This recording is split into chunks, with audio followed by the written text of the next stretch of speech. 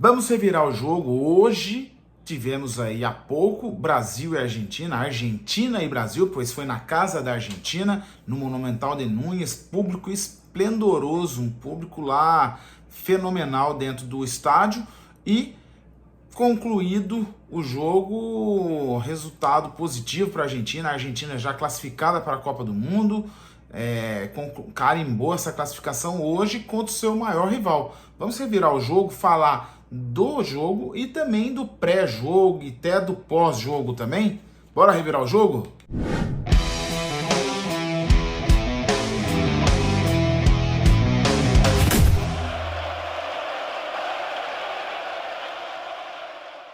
Conforme falamos aí na abertura, né, desse revirando o jogo, tivemos há pouco o Brasil e a Argentina, maior jogo, assim, do futebol mundial, né?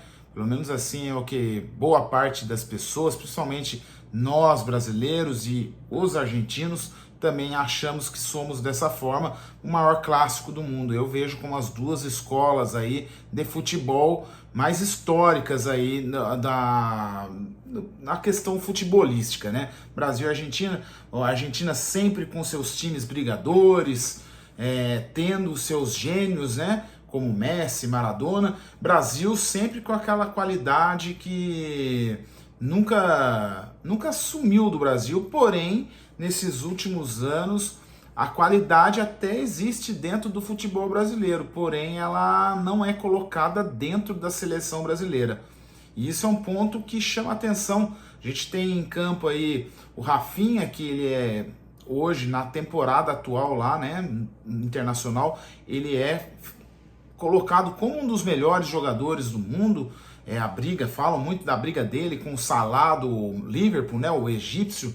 E a gente teve no ano passado o Vini Júnior ganhando como o melhor jogador do mundo, porém, assim, de nada adianta, pois os jogadores não correspondem isso no campo.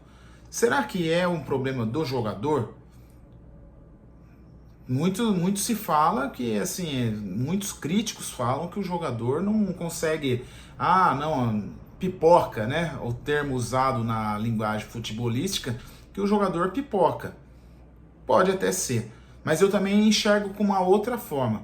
Nos clubes onde eles jogam, tem um esquema todo montado, feito, que facilita muito o jogador se destacar. Jogadores de qualidade se destacarem. E querendo ou não, o elenco da Argentina, a seleção argentina, a gente está falando aí de um elenco que já vem, que o Scaloni, né, o técnico da Argentina, vem trabalhando esse elenco já há algum tempo. É um trabalho que está tendo continuidade. Tudo bem que lá no começo ele pegou um rabo de foguete, né, como diz, que a Argentina não vinha tão bem, e ele abraçou, porém, assim, conseguiu montar um elenco, e esse elenco abraçou a causa do Messi ganhar a Copa do Mundo, e o elenco trabalhou para isso, e eles foram glorificados em 2022 com essa Copa do Mundo por causa desse trabalho. Mas então ele já vem num tempo já trabalhando, e assim, é muito forte, né? O elenco da Argentina, principalmente meio de campo da Argentina, é um setor assim que causa inveja. A gente tem ali os meio-campos ali, nossa, que é fora do comum. Depou joga muito, McAllister joga muito, Enzo joga muito, o Paredes, que eu acho que é o mais grossinho ali, que é o que gosta mais da butinada, mas também tem o seu papel fundamental dentro da equipe. Então, assim, um meio de campo muito fortalecido, muito sólido.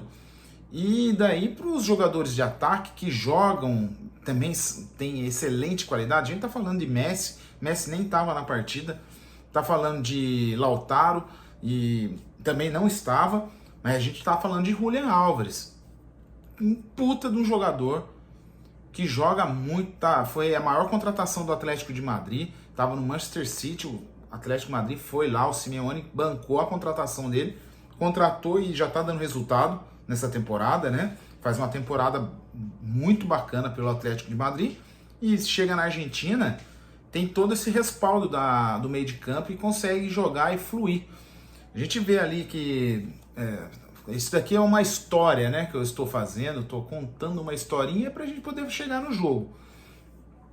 Teve toda uma questão do Brasil aí durante essa semana, pois o Brasil enfrentou a Colômbia e após o jogo da Colômbia, todo mundo deve ter visto, vocês já devem ter acompanhado, a entrevista polêmica do Rafinha no podcast do Romário. É bacana pra caramba, podcast, é tudo certo. E eu, assim, não vejo nem como positivo nem como negativo. Eu acho que, assim, futebol hoje em dia ficou muito chato. Não se pode falar nada, não se pode dizer nada, que daí a imprensa, no geral, mete o pau. Alguns torcedores metem o pau. Eu queria saber até o que vocês que acompanham aqui o Revirando o Jogo acham disso. Eu vou abrir uma caixinha de perguntas. Você acha que o jogador deve ser... Como fala? Fazer o que o Rafinha fez. Foi pra frente mesmo, bateu no peito e tal. Só que é aquilo, né? Você tem que bater no peito e daí também a hora que o bicho pegar, você tá ali também. E a gente viu que no jogo não foi bem assim. Mas aí eu acho que entra toda essa complexidade. O Brasil é um time manco. Meio de campo do Brasil, péssimo. Não tem um meio de campo, como fala? Consistente. A gente teve o Bruno Guimarães estava fora, mas olha, mesmo assim, mesmo os titulares não trazem muita credibilidade. O Dorival pode ser uma ótima pessoa, um técnico que conseguiu ganhar títulos importantes pelos clubes e tal, mas não é técnico para ser técnico, não faz jus para ser técnico da seleção brasileira. Tomara que ele queime a minha boca, que ele fala com tanta convicção que vai ser campeão em 2026, que isso, que aquilo. Olha, desse jeito aí, com esse trabalho, dessa forma, me desculpa, mas não... O Brasil vai só para passear, como diz aquele meme que tem, né? Bom, eu vim para passear, né? Porque, meu, não tem como. O Brasil tá muito fraco, não tem sistema de jogo, o meio de campo não existe, é anulado. O sistema defensivo, que era uma das partes mais sólidas do Brasil, hoje fraquíssimo, batendo cabeça. Hoje foi a estreia do Murilo. Murilo é um baita de um zagueiro, promissor. Mas jogar um cara desse já num clássico, vamos falar a verdade, é muita responsabilidade. Não deu outro, o cara já meio que se queimou. E aí, por exemplo, um cara que é muito promissor, que pode dar certo no futuro, já provavelmente já não tá na próxima escalação, porque foi mal contra a Argentina. Meu, é jogador que tem que sentar ali e tá fazendo esse processo com o Endrick. Sendo que, na verdade, tinha que colocar o Endrick já lá na linha lá de fogo, e o Murilo, esses assim, segura um pouco, deixa ele no elenco, deixa amadurecer. Primeira convocação do cara, praticamente, entendeu? E daí já tá com o cara no Brasil e Argentina, bicho. Aí o negócio fica complicado. Aí, realmente, o azé do pé do frango, como diz. Bom, o jogo, falando assim do jogo em si, bem no comecinho do jogo, a Argentina começou ali, o Brasil até começou, deu nos 2 primeiros minutos, deu a impressão que o Brasil realmente ia fazer algo diferente. E depois, a partir ali dos 3 minutos, que foi quando saiu o gol da Argentina, já descambou já, gol da Argentina ali, depois já após isso daí, outro gol, Brasil achou um gol, Matheus Cunha foi brigador, parabéns por ele. Eu acho que assim, dos jogadores do ataque foi o que se destacou. Não só porque fez o gol, mas assim, é que eu vi brigando mesmo. Porque é toda aquela história do Rafinha, de dar porrada, isso e aquilo. Meu, me desculpa. No campo a gente não viu isso. E a gente não quer ver porrada mesmo. Porém, é aquele tal negócio. Você tem que arcar com aquilo que você fala, né? Não correspondeu. Não vi briga. Briga que eu falo não é no sentido de luta, mas eu não vi mesmo assim o cara com sangue no olho, como diz. Teve ali um momento ali, umas bate-boca, isso e aquilo, mas meu, pega a bola, já que eu sou assim mesmo, eu vou fazer gol, vai pra cima, cara, mesmo que você erre. Mas a gente viu pouca ação dos jogadores de ataque. Vinícius Júnior muito abaixo, Rodrigo, me desculpa também, não vai. Até agora não conseguiram achar uma posição para o Rodrigo dentro da seleção. No Real Madrid o Ancelotti tem os seus esquemas e consegue fazer com que ele jogue, mas na seleção não vai. O Vinícius Júnior também, da mesma forma, muito difícil de jogar, né?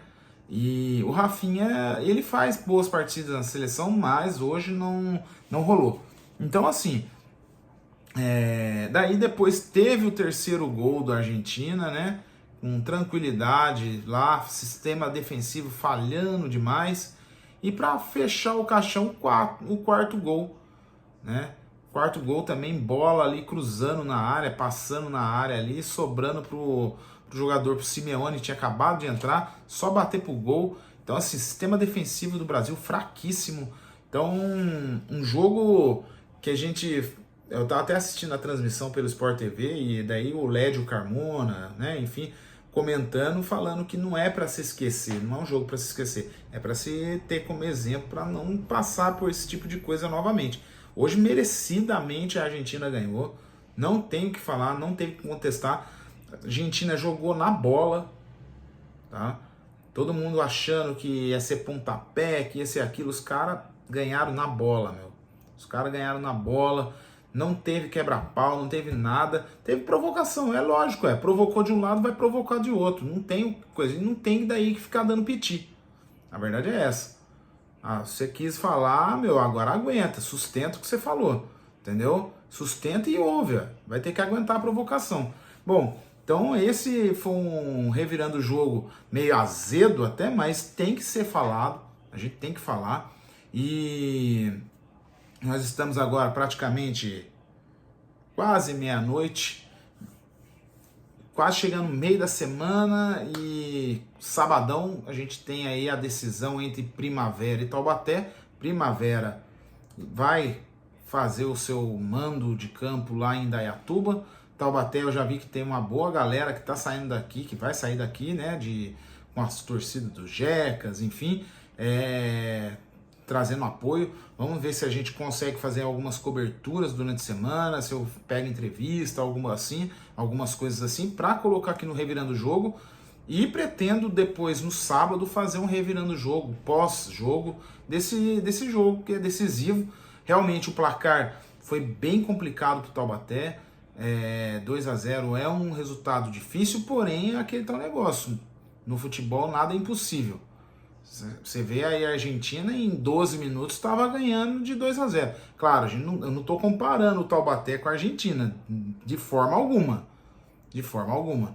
Mas futebol é inexplicável. Tudo pode acontecer. O Taubaté pode sim fazer os 2-0 e fazer os 2 gols de diferença e ir para os pênaltis ou até vencer. Porém, é uma tarefa árdua e os jogadores vão ter que subir o Everest ali, eu acho. Pois vai ser complicado. Então tem que ter gana e o Alberto Félix tem que ir pra cima, sem dó. E assim, perdido já por 1, perdido por 2, meu, não faz diferença. Então vai pra cima, cara. Acredita no time, põe pro ataque. Claro, não abre todo o time, não tem como abrir todo o time, mas trabalha um time mais ofensivo mesmo, buscando. Eu acho que é isso que o Taubaté tem que buscar. É o caminho que tem que seguir.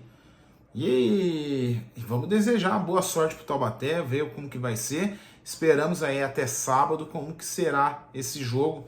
E quinta-feira eu também faço um Revirando o Jogo pós final do Campeonato Paulista. A gente vai ter Corinthians e Palmeiras dentro da casa do Corinthians, na Neoquímica Arena. Primeiro jogo 1-0 pro Corinthians.